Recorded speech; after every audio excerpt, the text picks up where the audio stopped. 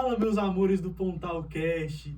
Pessoal, mais um sábado aqui com vocês. É um prazer estar na sua casa sempre. E hoje a gente veio falar sobre um tema que é muito gostoso e de muito aprendizado para todos vocês. Religião, fé, espiritualidade, política. Palavras que deveriam significar conexão, pertencimento e paz. Mas e quando se torna motivo de exclusão, violência e medo?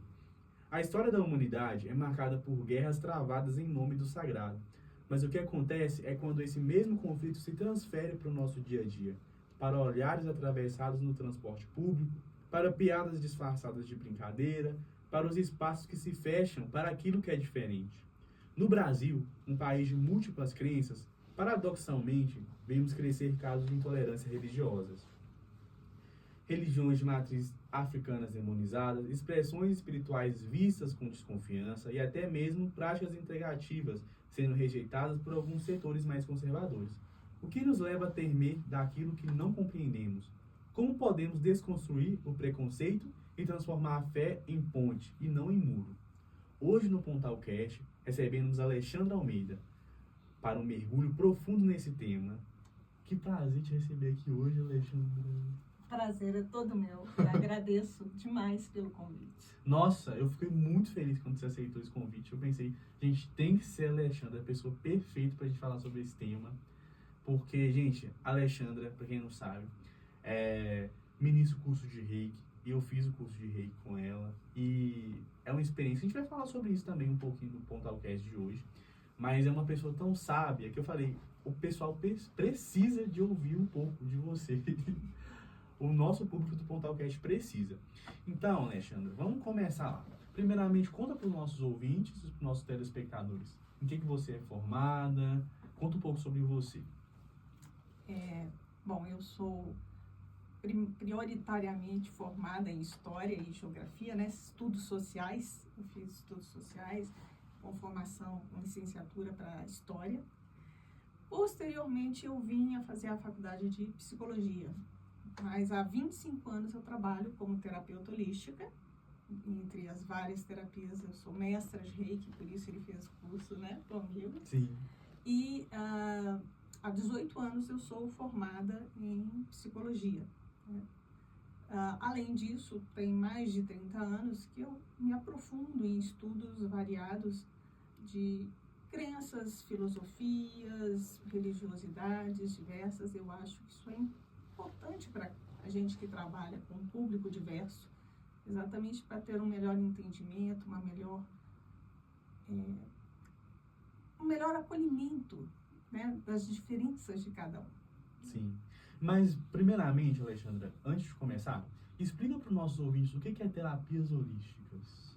Do que se trata isso? Tá. O holístico significa totalidade. Então, toda terapia holística visa olhar para o outro como um todo. Então, eu não vou olhar especificamente só para a questão física que a pessoa às vezes pode estar me trazendo. Eu vou pensar na pessoa no físico, no mental, no emocional, no espiritual. Então, o terapeuta holístico, ele tem esse olhar cuidadoso para o total desse ser que está diante dele ali, com alguma queixa, com alguma demanda. Muito interessante. E geralmente, Alexandre, as pessoas, né, por ser um tema novo, elas sempre associam isso qual religião? E interessante você pontuar que você atende pessoas de diversas religiões. Sim. Né?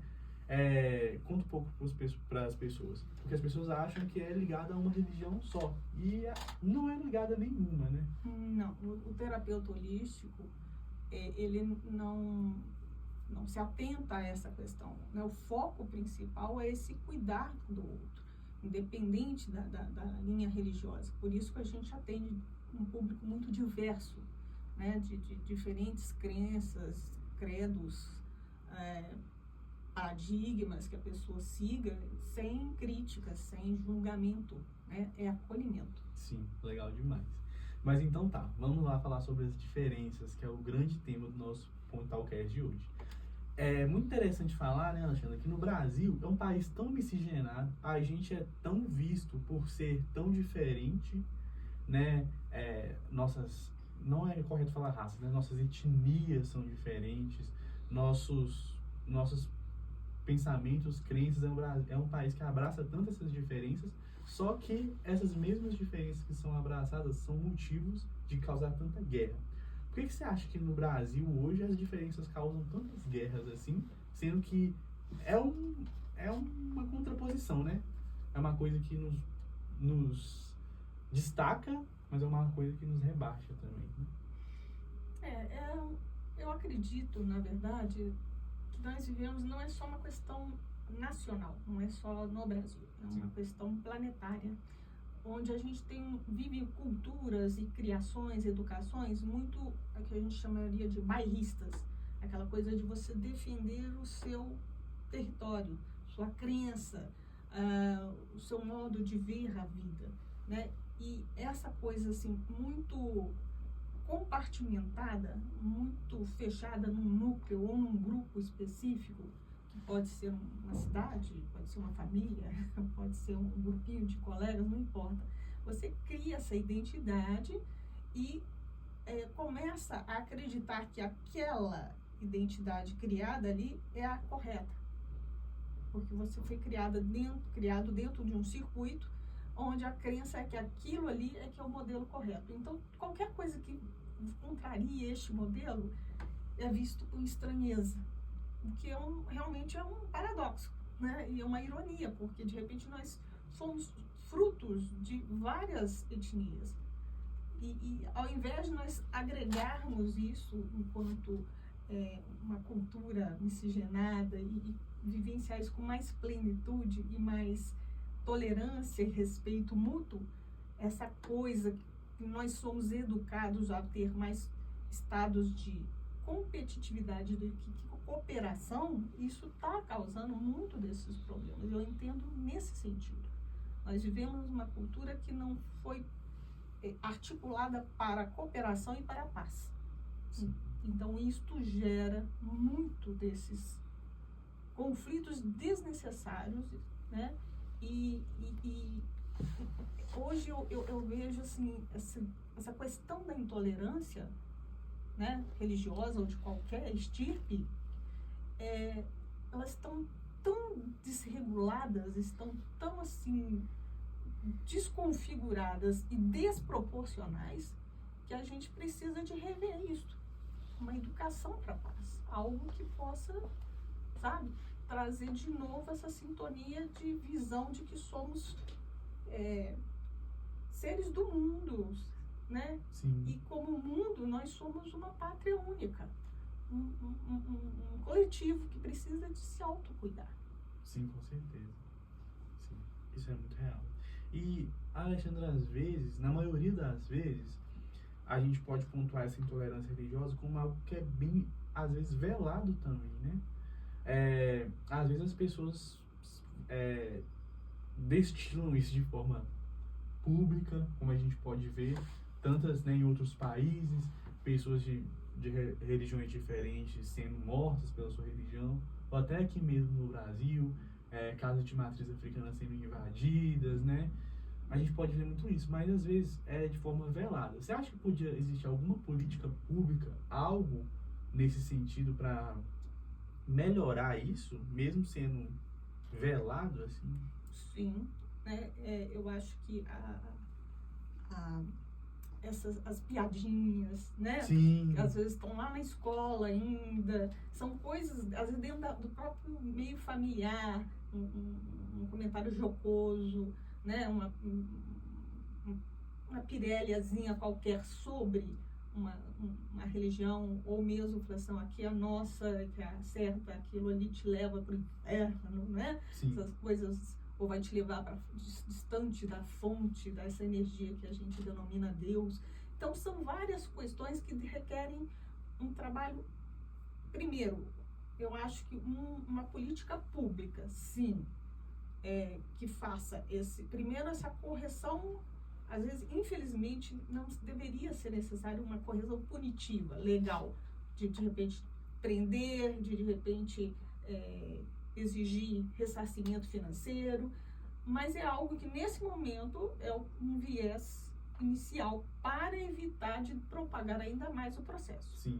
Não é o assertivo, mais assertivo, porque o assertivo ter uma política pública que você vá para as escolas e, de alguma forma, envolva as famílias numa reeducação frente às diferenças, né? Verdade. Porque não tem ninguém igual a ninguém. Com certeza. Então, por que as religiões ou os credos têm que ser iguais? Verdade. É muito louco, porque às vezes, mesmo no século XXI, a gente vive com tanta informação, tá tudo mastigado pra gente, e às vezes a gente ouve piadas tão, tipo, às vezes você encontra uma pessoa de uma religião de matriz africana, e aí fala, você não vai fazer amarração pra mim não, tipo, qual sentido as pessoas podem usar a ignorância, tipo, nem conhecem sobre a religião, pra falar isso, né? Sem pensar que por trás da religião da pessoa há um ser humano que, tipo assim como uma pessoa foi, tipo assim, nasceu numa religião que é dela, estudou, acredita naquilo fielmente, a outra pessoa também, que é da outra religião, também acredita naquilo. Então, tipo, eu acho que quando é jogado essas piadinhas, não é pensado nisso, sabe? Que a pessoa também tem uma fé e que aquilo pra ela é Deus. Tipo, pode não ser pra mim, mas pra pessoa né? Sim. Quando eu atendo pessoas que às vezes têm características um pouco mais rígidas, né? Eu sou muito respeitosa nesse aspecto, mas às vezes eu oriento a pessoa a buscar leituras, a conhecer, para poder quebrar um pouco disso. Então, exatamente porque eu comecei a atender, né, nesses 25 anos, um público muito diverso, de diferentes linhas, de diferentes religiões, até ateus também já atendi.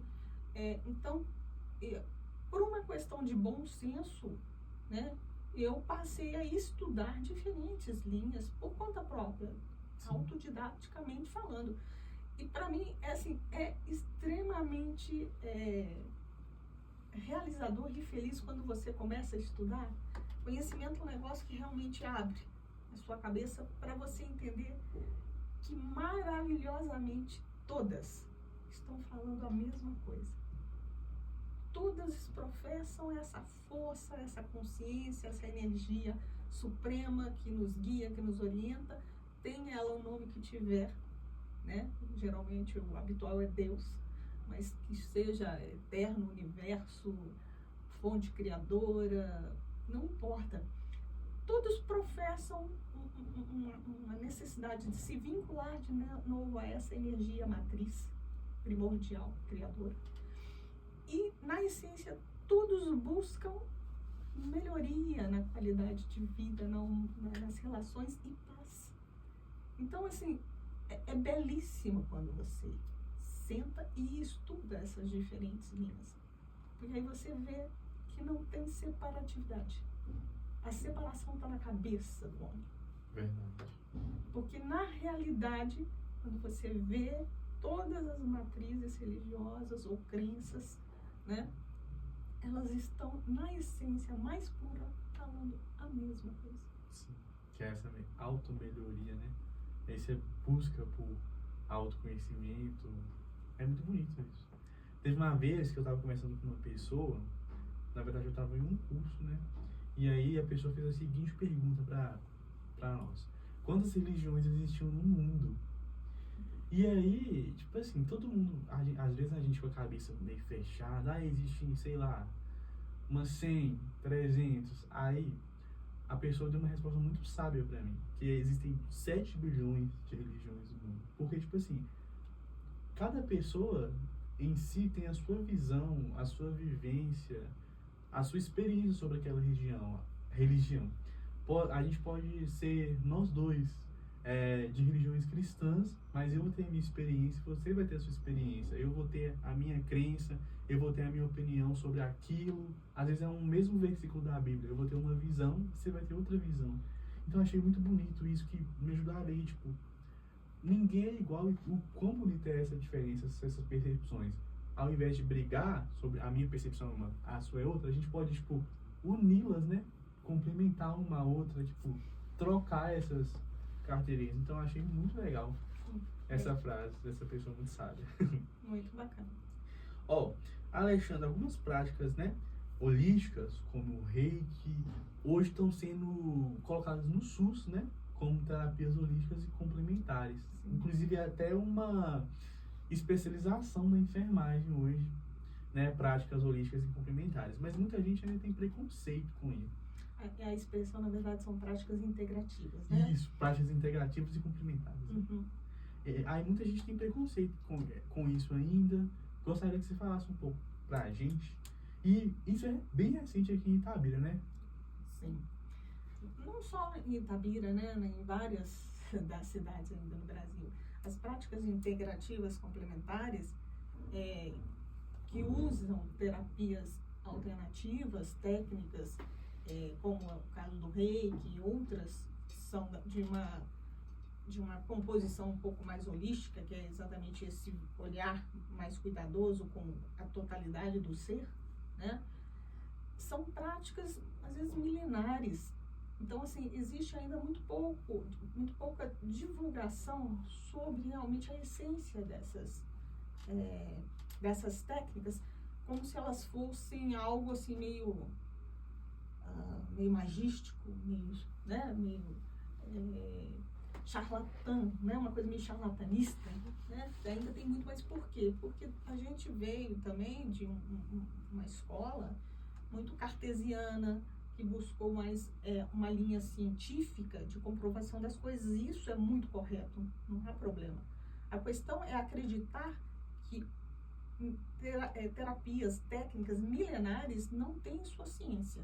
Então, hoje, existem estudos universitários, em grandes universidades, né, no mundo inteiro, fazendo pesquisas muito complexas e sérias sobre esses trabalhos. Então, hoje já se sabe que técnicas como essas, né, fitoterapia, florais, o Reiki, Jorei, tantas outras que existem, de fato elas têm a própria oração, né? Hoje tem pesquisas aí de doutorado sobre a força, o poder de uma oração. Então, hoje tem-se comprovação científica da funcionalidade dessas coisas, né? Dessas técnicas. Agora, isso não significa que ao você ter a opção, né? A oferta de mercado num SUS de um trabalho desse, que você vai abdicar ou abrir mão de um tratamento alopático médico. Sim. Tem de entender que são técnicas complementares. Elas se integram, por isso elas são integrativas e complementares. Elas se integram à rede de saúde para trazer melhor qualidade, ou seja, elas são para evitar maiores comprometimentos ou minimizar efeitos ou respostas do organismo ali que está se adoecendo frequentemente ou manifestando sintomas, né? Sim. Então, ajuda a minimizar, mas não resolve, né? As pessoas precisam de entender que a medicina tradicional, alopática, junto com medicinas alternativas, elas são complementares e aí sim, elas permitem ter esse olhar que não vai ficar especificamente só no contexto do físico, mas vai olhar a pessoa numa totalidade. Vai olhar a pessoa nesse outro âmbito. Como é que está esse emocional? Como é que está esse mental? Como é que está o espiritual? Sim. Né? Então, assim, retomando um pouco a questão, né, que a gente estava falando antes, mais do que uma questão de a minha religião me cura, também tem às vezes essa questão, né? E tem. Ninguém pode negar que a fé promove curas maravilhosas. Mas isso tem a ver mais com a sua fé e com a sua espiritualidade.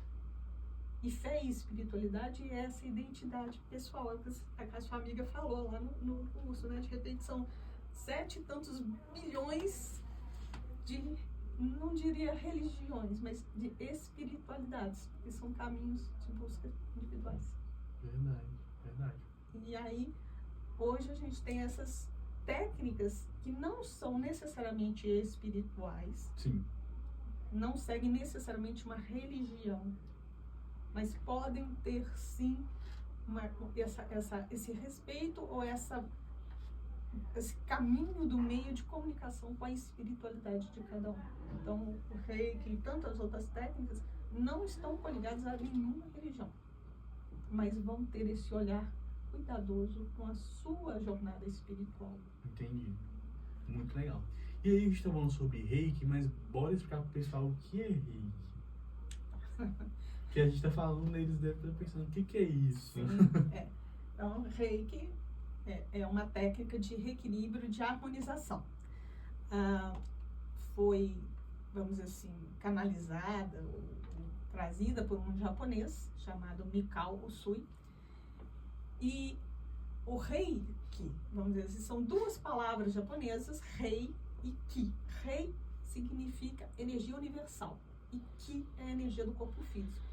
Então, o próprio sistema Reiki considera que a gente tem um corpo físico, que é o Ki, mas considera que esse Ki, ele está imbuído ou contido nesse Reiki, essa energia universal, que é o que nos circunda.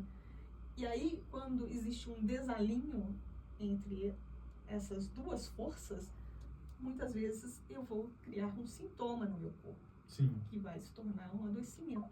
Então, o Reiki é um recurso, é uma forma de harmonizar o meu corpo físico com o ambiente no entorno e como fazer essa troca se tornar energeticamente saudável, para que eu possa manter saúde, Sim. equilíbrio. Legal demais. E aí, como que é feita a prática, Alexandre? Para o pessoal que não entende, né? Você tem um espaço, né? Que você atende as pessoas. O Reiki, você pode receber atendimentos, né? Da prática do Reiki. E geralmente as pessoas buscam Reiki, elas estão buscando algum recurso de harmonização, seja física, emocional, psicológica, até espiritual. Agora, tem pessoas, como é o caso do Otávio, que buscam a formação para o seu autodesenvolvimento, autocrescimento, para ter um recurso de autoprática e um recurso profissional também. Quer dizer, você pode usar a técnica como aplicação para outras pessoas. Mas, nesse caso, você precisa de fazer a formação para receber todo o conhecimento prático e teórico e ser iniciado. E aí você recebe um processo que ativa, que abre os seus canais, para que você possa ser esse instrumento, vamos dizer assim, né, de captação dessa energia Rei universal para o seu veículo físico Ki e poder distribuir essa energia também igualmente para o outro. Legal demais. E eu tava estudando, tem vários famosos que são reikianos, né? Que fizeram o curso que a gente nem conhece. Eu tava vendo outro dia que o Roberto Carlos é reikiano. Sim. Eu tava vendo que a Anitta tava buscando esses recursos do Reiki. E é muito interessante porque, tipo, antes de conhecer o Reiki, eu achava que era uma coisa, tipo, não conhecia, né? Então aí depois eu vi um monte de famosos. Acho que a Juliana Paz também é reikiana. É muito legal. Mas então, vamos lá. Agora, Alexandra, a gente vai para um quadro que chama Pontal Responde. Que é um quadro onde as pessoas mandam perguntas pra gente e a gente discute sobre essas perguntas, tá? Ok. Bora lá. Primeira pergunta de hoje, Alexandra, é do Carlos Antunes. Ele pergunta pra gente: minha família não aceita o fato de eu seguir uma espiritualidade mais holística. Como posso lidar com isso sem abrir mão do meu caminho? É uma questão muito delicada, né? Porque eu falo muito isso às vezes com meus alunos que buscam esse conhecimento mais alternativo, mais holístico, né? Com uma espiritualidade um pouco mais aberta. Sim. Vamos dizer assim. Quando a gente está nessa jornada, a primeira coisa, a gente tem uma vontade muito grande de que o outro, né? Que as pessoas no entorno também vivenciem aquele despertar que a gente está vivendo. Verdade. Mas assim, nem todo mundo está nessa trilha, nem todo mundo está nessa escola. Então a gente tem que ter muito respeito pelo lugar do outro. Eu não tenho de impor a minha família, né, a minha busca pessoal. Sim. Né? Também não tenho de ser tolhido, vamos dizer assim, pelo meu entorno, mas há de se tentar criar minimamente um respeito mútuo. né? Eu sei que não é fácil. Então, assim, o que eu tenho a dizer, né, para esse ouvinte é assim, olha, fica mais na sua, vai nas suas buscas de estudo, mas você não tem de ficar impondo o seu conhecimento que está sendo adquirido através dessa busca da espiritualidade à sua família. Sim. Porque eles têm um outro viés.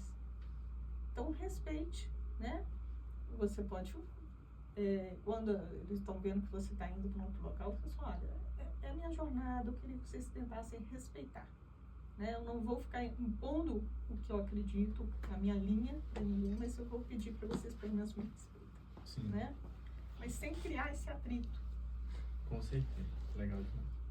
Agora vamos para Juliana Freitas. Ela quer saber: frequento um terreiro de candomblé e sempre percebo um certo medo ou desconforto quando falo sobre isso. Como posso quebrar esses estigmas no meu círculo social? Você não vai quebrar. Não vou de novo na mesma informação anterior. Quer dizer, o fato de você ser uma candomblessista, né, buscar essa religião de matriz africana, que na essência é belíssima. Então, assim, as pessoas que não têm medo, o ideal seria que elas estudassem, elas Sim. lessem e vissem o princípio dessa linha, dessa religiosidade, que é muito bonita. Com certeza. Né? Mas, assim, teria de ser uma educação social, assim, muito ampla para você conseguir mudar. Porque existe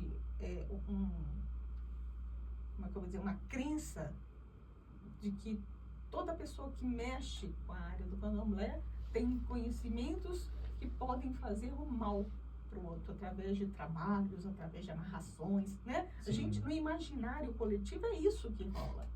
Então, quando você fala assim, eu sou candomblessista, a pessoa já fica com desse tamanho, ai, que medo. Verdade. Né? Então, assim, eu tenho vários amigos que são do candomblé. E apesar de eu não ser, né, não seguir esta religião, eu respeito a religiosidade deles e eu acho belíssima. Então, assim, a questão é, você vai falar que você é candomblessista dependendo do ambiente que você está. O fato de eu seguir uma religião, eu não preciso ficar falando o tempo todo, eu sou de tal religião, eu sou de tal espiritualidade. Não. Isso é uma questão sua. Sim. Né? Agora, se você está num ambiente onde saiu o tema espiritualidade, religião, você fala, não, eu sou do candomblé. E as pessoas já ficam assim, não, é um problema das pessoas. Né? É uma questão de você respeitar a sua jornada e de se posicionar de uma forma respeitosa frente à jornada de cada um. Com certeza. Verdade. Ô Alexandre, o Rodrigo Vasconcelos questiona: na escola do meu filho ensinaram sobre a importância da Bíblia, mas não me questionaram, não mencionaram nada sobre outras tradições religiosas. Você acha que eu posso conversar com a escola sobre uma abordagem mais inclusiva? Sim, pode.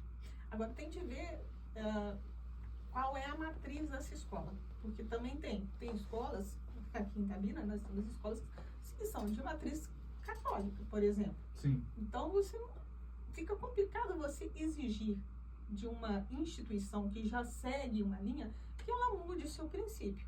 Mas se é uma escola, sei lá, municipal, estadual, onde em tese não deveria se seguir um credo específico, único, não é específico, mas único, sim, é possível chegar na instituição e propor, porque não é possível, não é porque não se estabelece, às vezes, uma coisa mais inclusiva de outras linhas para que a criança possa conhecer outras coisas. Porque essa coisa muito sedimentada e muito nuclear em uma única linha religiosa é o que causa essa sensação de desconforto frente a outras. Aí começa a causar fofoquinha, piadinha, bullying e, mais tarde, a intolerância. Sim, verdade. Uma coisa que eu fico pé da vida, assim, lembrando dessas coisas, é quando fazem cultos ecumênicos em coisas de escola, formatura. Porque, na minha cabeça, ecumênico tinha que abranger, tipo assim, no mínimo umas 3 religiões, mas nunca é ecumênico no sentido da palavra. Uhum. É sempre uma religião só. Aí, tipo, era pra ser um culto, tipo, ecumênico, mas nunca é, sabe? Mas eu acho que isso já é uma cultura do nosso Sim. país. Eu acho que isso não vai mudar, né? Assim. Pode ser que mude, mas precisa ser, sabe? Precisa ser revisto o Sim, processo. com certeza. E aí depende de cada instituição, dos dirigentes e das próprias famílias, às vezes, nesse sentido. Né? Sim, Os alunos diante de uma instituição, alunos já com uma certa clareza e maturidade, é óbvio, para poder pedir alguma coisa desse gênero. Porque realmente, você está falando de um culto ecumênico, em tese, teria de abranger as religiões ligadas àquele grupo de alunos. Sim, né? Então, se eu tenho um aluno que é católico, eu tenho um aluno que é evangélico, eu tenho um aluno que é candomblessista, eu tenho um aluno que é budista, eu tenho a instituição obrigatoriamente, em tese, deveria sim ofertar um culto que, né, pudesse considerar todas essas linhas. Todas essas religiões, né? Sim. Com certeza, verdade. Agora bora para nossa última pergunta do Pontal Responde hoje, que é da Bianca Martins. Ela falou: sempre me interessei por práticas como cristais, etc., mas sou julgado até por amigos próximos. Como diferenciar um julgamento baseado em desconhecimento de um preconceito real?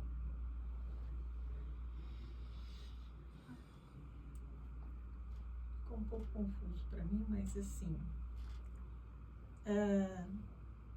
cristal, né, é um conhecimento muito antigo, é muito antigo. Sim. Então, assim, isto são práticas muito ancestrais, tribais, antigas mesmo. Então, isso existe em várias civilizações. Então, desde o Egito Antigo, é utilizado, por exemplo, conhecimentos de uso dos cristais para tratamentos médicos, para elixires. Isso aí tem várias coisas. Mas o conhecimento científico sobre isso ainda é pouco e é recente. Então, para a cabeça das pessoas, quando você ouve falar uma pessoa, uma pessoa que gosta de cristais, então fica uma coisa assim, parece bicho grilo, né? Uma coisa de, vou lá meditar, um monte de cristal. Cara. Porque no inconsciente coletivo virou uma coisa assim. Então, vira motivo de chacota, de gozação, de brincadeira, né? De acender o incenso. As pessoas não entendem ainda que isso faz parte de medicinas antigas. Então, quando for assim, minha cara, né? Dependendo do meio que você tá, fica na sua, né? A pessoa vai fazer uma palhaçada, uma brincadeira, você fala, olha, se intera mais, leia sobre, tem informações, busca artigos, mas de preferência coisa mais pautada científica, sobre cristais, por exemplo. Sim. E aí tem argumento, você não precisa de passar o artigo para a pessoa, mas você pode falar, tem artigo, você pode procurar, né? Porque aí desarma a pessoa. Então, por exemplo, quando eu atendo, né, pessoas, como eu já atendi ateu e tudo mais, eu sou uma pessoa que eu me pauto muito por questões científicas. Eu não fico falando abobrinha, não. Sim. Eu falo e apresento a comprovação científica. Sim. De A e B. Então, eu falo sobre uma questão, se eu estou falando sobre uma energia ligada, por exemplo, a chakras, que são centros de força que a gente tem no corpo, hoje tem comprovação científica, hoje tem equipamentos, né?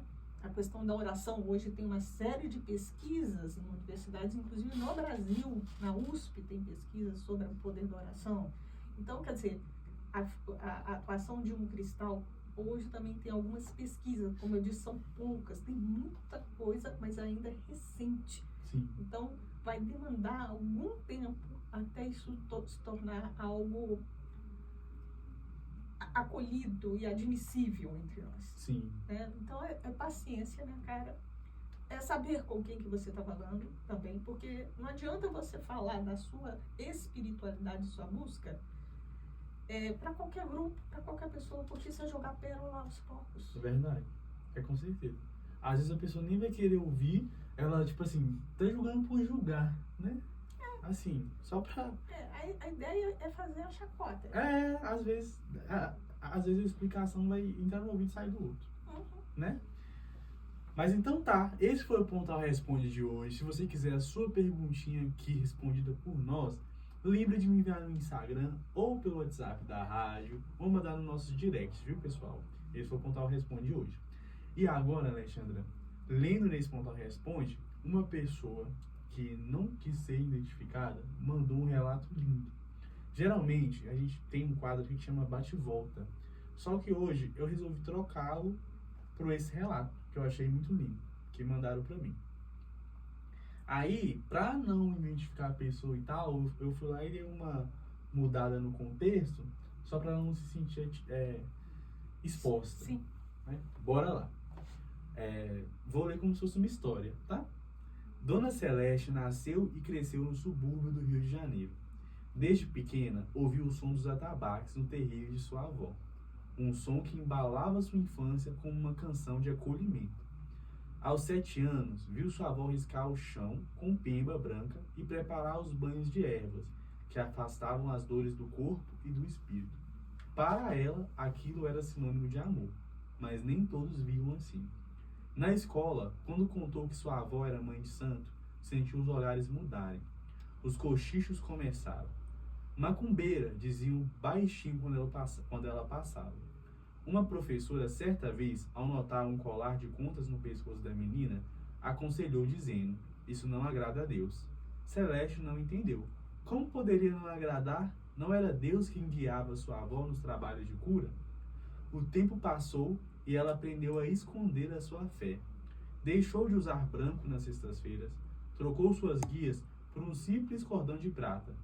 Quando perguntavam, dizia que acreditava apenas em Deus, sem se aprofundar muito. O som dos atabaques, que um dia foi seu aconchego, virou segredo. Até que anos depois, já adulta, recebeu uma ligação. O terreiro de sua avó tinha sido atacado. Um grupo invadiu, quebrou imagens, derramou sal grosso pelo chão e deixou pichação no portão, dizendo: "Jesus é o único caminho." Dona Celeste sentiu o peito apertar, pela avó, pelos anos de silêncio, pelos risos presos. No dia seguinte, vestiu branco e voltou ao terreiro. Caminhou entre os escombros, pegou uma cabaça quebrada e segurou como segurasse sua própria história. Naquela noite, o som do atabaque voltou a tocar. Baixo, tímido, mas firme. Celeste percebeu que sua fé era mais forte do que o medo. Desde então, ela nunca mais se escondeu. Que história bonita, né? Belíssimo. Triste, mas bonita. É uma realidade. É uma realidade. Eu ia começar esse Pontalcast até, quando estava pensando no roteiro, eu ia até começar com uma estatística, que a gente vê, se você der um Google, você vai ver quantas religiões são massacradas, quantas são... Até perdi a palavra. Quantas são, né, jogadas assim aos escombros. E é muito triste ver isso, né?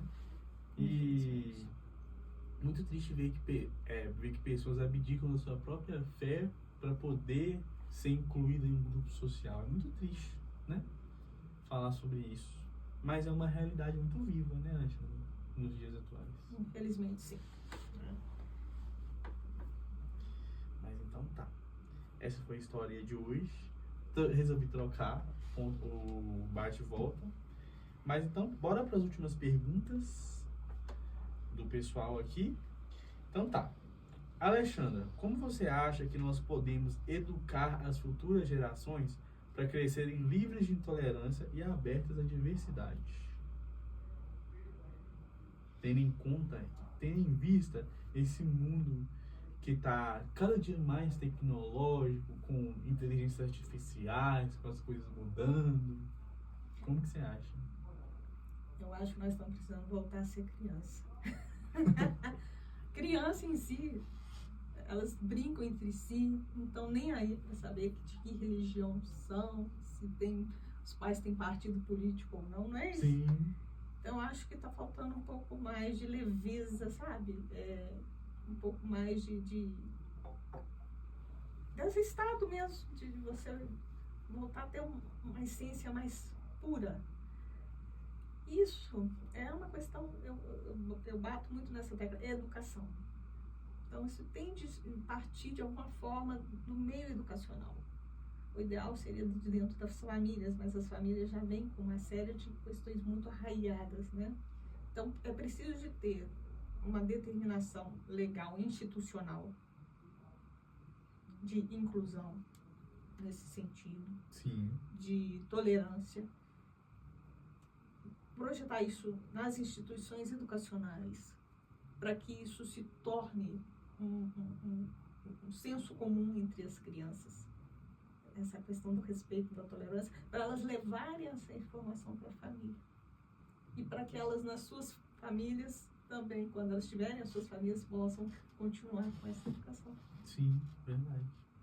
Seria uma forma ótima, né? De começar. O mundo tá na mão das crianças, né? Legal demais. Ô, Alexandre, e agora, vamos finalizar explicando pro pessoal essa diferença de espiritualidade, religião. Teve uma vez que eu vi uma frase muito bonita eu vi no Instagram mesmo, o pessoal falando assim que religião é como se fosse uma garrafa. Por exemplo, uma garrafa com água, em que a garrafa era religião e que a água era espiritualidade. Conta um pouco pro pessoal. É uma bela metáfora. Sim. Assim, né? Então, assim, até onde me entendo, né, onde me cabe, então a religião é uma instituição, né, que tem credos, ela parte de, eu esqueci a expressão agora, mas ela tem dogmas, né, então ela tem certos princípios onde a pessoa que está coligada à religião, aquela religião específica, ela tem de seguir aquela cartilha daquelas crenças, daqueles dogmas, né? Porque é como se fosse fossem princípios ou leis, vamos dizer assim, institucionalizadas ali, naquele modelo e naquele local ali, né? E ali você segue a religião dentro daquilo, dentro aquelas normativas ali, vamos dizer assim.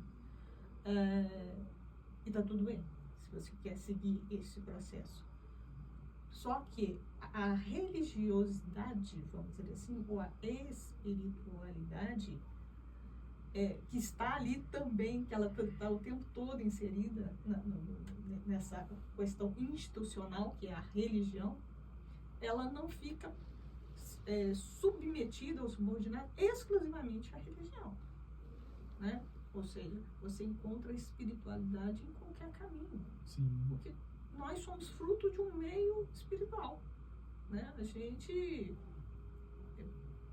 independente do seu credo, da sua religião, quer dizer, a gente veio de algum lugar que não é matéria, que é imaterial, que alguns entendem como alma, como espírito, seja lá o que for, e está vivendo, neste momento, temporariamente, numa condição física, material. Mas nós não somos isto, né? Estamos vivendo temporariamente. Sim. Então, se eu sou algo que é da ordem do imaterial, da ordem do espiritual, vamos dizer assim, não necessariamente eu vou encontrar espiritualidade somente numa instituição. A instituição pode ser um viés aonde eu me norteio. Mas o aprofundamento, o meu, sabe, esse encontro meu com a espiritualidade está aqui dentro. Algo mais meu, né? É mais interno, é mais individual, é mais particular de cada um. Sim. Né? Então, por isso a gente precisa de urgentemente entender que cada um é um universo, né? E que beleza é essa diversidade de universos e que a gente pode compartilhar e trocar coisas, ao invés de falar o meu universo é único, lindo, maravilhoso, o seu é uma coisa horrorosa. Sim. O seu não presta. Não. São só universos espirituais distintos. Que né? diferença, né? E se você quer seguir uma cartilha que te norteia melhor dentro de uma instituição religiosa, está tudo certo. Né? Mas desde que isso não negue caminho diferente, uma outra cartilha, uma outra instituição, uma outra crença. Ou mesmo quando você não segue nenhuma delas e está buscando uma espiritualidade que é sua particular. Respeito é um princípio básico que tem de nortear o ser humano. Que linda essa frase, Alexandre. Agora eu queria que você finalizasse mandando uma mensagem para os nossos ouvintes, porque esse Pontalcast foi um aprendizado muito enorme para mim, né? Sempre aprendo te ouvindo e eu acho que principalmente para os nossos ouvintes que não te conheciam. Então, deixe uma mensagem para eles, para os nossos telespectadores também, né? Que estão aí nos vendo. Bom, primeiro, obrigada, né, por vocês terem me escutado até agora. Então, foi uma honra. E assim, para qualquer coisa nessa vida, não é só uma questão da religiosidade, da espiritualidade ou de qualquer outra questão. A base, a premissa é respeito, né? Eu acho que é aquela máxima, né? Respeito é bom e eu gosto, né? Sim. Então, lembre-se disso. Se você se está sentindo desrespeitado nas suas escolhas, entenda que o outro também tem as suas escolhas. Respeite a escolha dos outros e vá na sua guiança interna. Eu acho que não tem caminho ou proposta mais saudável, mais salutar para a humanidade do que respeito. Isso eu acho que é a base de qualquer coisa. Com certeza. Porque quando você respeita a si e ao outro, né, você é capaz de trazer a energia do amor para si e para o outro. Não é essa a premissa? Sim. Amar ao próximo como a si mesmo? Sim. Então, quer dizer, se você se ama, se você se respeita, automaticamente você vai ser capaz de respeitar um mínimo de tolerância à diversidade diante de você. Com amor, com compreensão. Com certeza. É isso. E que lindo. Alexandra, muito obrigado por ter topado. É uma honra da Rádio Pontal te receber aqui hoje. Sempre quando você quiser, as portas estão abertas. Eu que agradeço. E meus ouvintes, nossos telespectadores, foi um prazer. Eu espero que vocês tenham gostado desse Pontalcast. Lembrando que semana que vem tem Itabira em 1 minuto. E não perca as surpresinhas que a Rádio Pontal tem pra você. Fica ligadinho aí, viu? Um beijo e até a próxima semana. Tchau, tchau.